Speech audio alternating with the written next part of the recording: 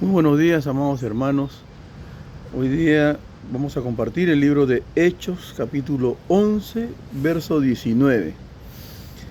Dice la palabra del Señor: Ahora bien, los que habían sido esparcidos a causa de la persecución que hubo con motivo de Esteban, pasaron hasta Fenicia, Chipre y Antioquía, no hablando a nadie la palabra, sino solo a los judíos. Vamos a orar. Señor, te damos gracias. Pedimos que una vez más, Padre, nos enseñes a través de tu palabra, Señor. Usa, Padre, el Espíritu Santo para hablarnos. Ayúdanos a entender, comprender, Señor, las cosas que tú quieres, Padre, enseñarnos en esta mañana. Te pedimos tu bendición en el nombre de Jesucristo. Amén. Bien, este pasaje, el verso 19, es un poquito contradictorio porque estos hombres eran hombres de Dios, ¿no? Y por el miedo de ser perseguidos, ¿no? Para matarlos, no hablaron a nadie la palabra, solamente los judíos nada más. Eran un poquito selectivos, se podría pensar así, ¿no? Pero en el verso 20 dice: pero había entre ellos unos varones de Chipre y de Cirene, los cuales cuando entraron en Antioquía hablaron también a los griegos, es decir, a los gentiles, ¿no? Anunciando el evangelio del Señor Jesús. Ahora, acá está contradiciendo lo que dice el verso anterior, pero una vez está afirmando que eran siervos de Dios porque no solamente hablaron a los judíos, sino también a los gentiles, ¿no? Los cuales somos nosotros. ¿Qué anunciaron ellos? El evangelio del Señor Jesús. Y quizás la pregunta pueda ser: ¿qué cosa es el evangelio del Señor Jesús? Muchas personas han querido establecer que el evangelio del Señor son las buenas nuevas, la buena noticia de que hay salvación en el Señor Jesucristo, ¿no? Y hay distintas clases de pasajes que empleamos los predicadores para corroborar lo que ciertamente hemos dicho, ¿no? Como está escrito en 1 Corintios también, capítulo 15, ¿no? Como está escrito, usa la palabra así, ¿no? Pero en el capítulo 10, verso 34, dice: entonces Pedro, abriendo la boca, mira, el evangelio, si tú no abres la boca, si tú no lo pronuncias, no lo anuncias, de nada sirve, es letra, nada más. Y es letra muerta si es que tú no la haces, no la anuncias, no la hablas para que sea letra viva. Pedro, abriendo la boca, dijo, ¿qué dijo? En verdad comprendo que Dios no hace acepción de personas. Y eso es algo que tú y yo tenemos que atender y entender. Dios no hace acepción de personas. Muchas veces nosotros somos los que hacemos acepción de personas. No, a no lo invito porque es esto, porque tiene estos problemas, porque ha sido drogadicto, sí, y hacemos acepción de personas. Y Dios no hace acepción de personas. No, hay que ponerlo más adelantito porque es blanquito, al negro un poquito más atrás. Dios no hace acepción de personas, lo dice la palabra, sino que en toda nación, o sea, es todos los países del mundo, se agrada del que le teme y hace justicia. Dios se agrada del que le teme y hace justicia. Mira, Cornelio no era creyente, pero sus oraciones llegaron hasta la presencia de Dios, porque Dios escucha al pecador cuando se arrepiente. Dios escucha todo. Y por eso lo mandó a Pedro para que hablara con él. Y Pedro pudo entender estas cosas, que Dios no hace excepción de personas. Y dice el texto 36: Dios envió mensaje a los hijos de Israel anunciando el evangelio de la paz por medio de Jesucristo. Este es Señor de todos. Vosotros sabéis lo que se divulgó por toda Judea, comenzando desde Galilea, después del bautismo que predicó Juan, cómo Dios ungió con el Espíritu Santo y con poder a Jesús de Nazaret, y cómo anduvo haciendo bienes y sanando a todos los oprimidos por el diablo. A todos, no a algunos, a todos los oprimidos por el diablo. Y mira, ¿Cuántos de nosotros hemos sido oprimidos por el diablo años de años de años? Y Dios nos da libertad. Dice, porque Dios estaba con él. Y es necesario que Dios esté con el predicador, con el evangelista, con el pastor que anuncia las buenas noticias. Que Dios esté con él. Porque yo ya le hablé, ya sí le hablaste tú, pero que le hable Dios. Que lo toque Dios. Y nosotros somos testigos de todas las cosas que Jesús hizo en la tierra de Judea y en Jerusalén, a quien mataron colgándole en un madero. A este, Señor Jesucristo, levantó Dios al tercer día e hizo que se manifestase, no a todo el pueblo, sino a los testigos que Dios había ordenado de antemano, a nosotros que comimos y bebimos con Él después que resucitó de los muertos.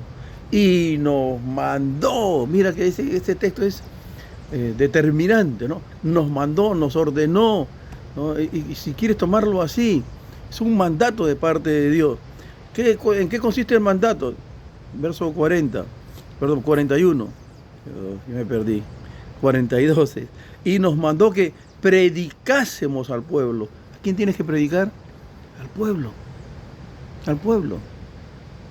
Iglesia se llama. ¿Qué es iglesia? Llamados de afuera.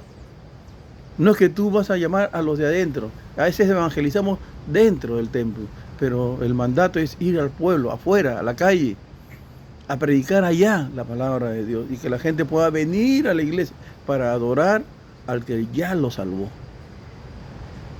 Este es el mandato. Dice, y nos mandó que predicásemos al pueblo y testificásemos que Él es el que Dios ha puesto por juez de vivos y muertos. De este dan testimonio todos los profetas, que todos los que en Él creyeren recibirán perdón de pecados por su nombre. Qué hermoso, ¿no?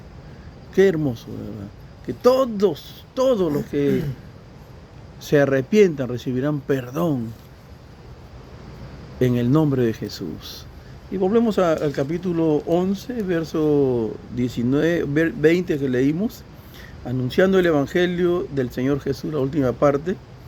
Y la mano del Señor estaba con ellos, y gran número creyó y se convirtió al Señor, porque la mano de Dios estaba con ellos.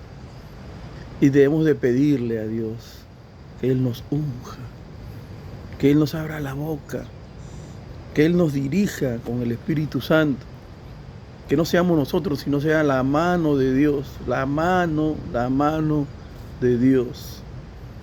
Y pobre de aquel que quiere intentar hacer las cosas en sus propias fuerzas, va a tener un fracaso rotundo. Dice, y la mano del Señor estaba con ellos, y gran número creyó y se convirtió al Señor. Llegó la noticia de estas cosas a oídos de la iglesia que estaba en Jerusalén, y enviaron a Bernabé que fuese hasta Antioquía.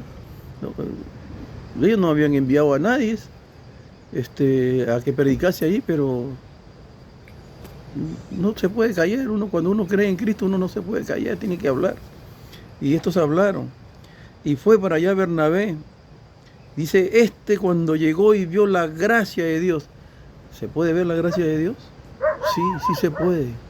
Cuando tú ves personas alabando, con gozo, en la paz de Dios, en el poder de Dios, tú ves la gracia de Dios. Y si eres siervo de Dios, si eres ungido por Dios, vas a ver la gracia de Dios en los ojos de otras personas.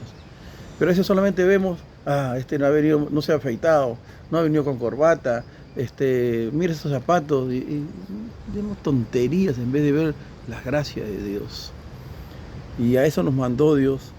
Dice, cuando llegó y vio la gracia de Dios, se regocijó. ¿Qué debes de hacer cuando ves la gracia de Dios? Regocíjate, gózate. Y exhortó a todos, los animó a todos, a que con propósito de corazón permaneciesen fieles al Señor. Mira, hay muchos que tienen el don, pero no son fieles. Lo que has oído de mí ante muchos testigos, esto encarga a hombres fieles, que sean idóneos para enseñar también a otros. Si no eres fiel, no solamente hoy los domingos en la noche, ¿no? Pues ¿para qué voy en la mañana? Ya que vayan los demás, pero lo que les hace falta a mí no. No, hermano. Fieles. A esos hay que usar, a los que son fieles. Y dice,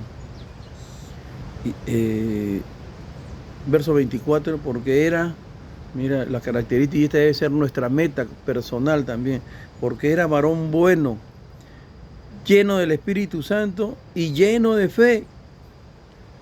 Y una gran multitud fue agregada al Señor. Cuando este hombre llegó, vio la gracia de Dios, se regocijó porque era varón bueno y lleno del Espíritu Santo y de fe. Esa debe ser nuestra meta personal, ser llenos del Espíritu Santo de Dios, ser llenos de fe, de creerle a Dios. No solamente creer en Dios, sino creerle a Dios, que lo que Él dice en su palabra se cumple. Todas las promesas de Dios son en el sí y en el amén. Dice, verso 25, después fue Bernabé a Tarso para buscar a Saulo, y hallándole le trajo a Antioquía, y se congregaron allí todo un año con la iglesia, y enseñaron a mucha gente, y a los discípulos se les llamó cristianos por primera vez en Antioquía, allí en Antioquía, una iglesia que recién estaba naciendo, conforme al Espíritu Santo de Dios. Allí se manifestó el poder de Dios y la gracia de Dios. Y esta debe ser nuestra meta, ser varones buenos, llenos del Espíritu Santo de Dios y llenos de fe. Cuando eso hay, una gran multitud se añadió a la iglesia. Oremos para que Dios nos transforme y nos haga así. Vamos a orar. Padre, gracias. Llénanos de fe, Señor. Llénanos de tu Espíritu Santo, Padre. Y enséñanos a regocijarnos y a ver tu gracia, Señor, en los ojos de otros. En vez de criticar y de murmurar, enséñanos a ver tu gracia, Dios. Y gracias por este momento, Señor. Toca nuestros corazones, Señor. Te pido tu bendición, Señor, en el nombre poderoso de Jesús. Amén. Que Dios los bendiga ricamente, a cada uno de ustedes. Gracias por acompañarnos. Muchas gracias.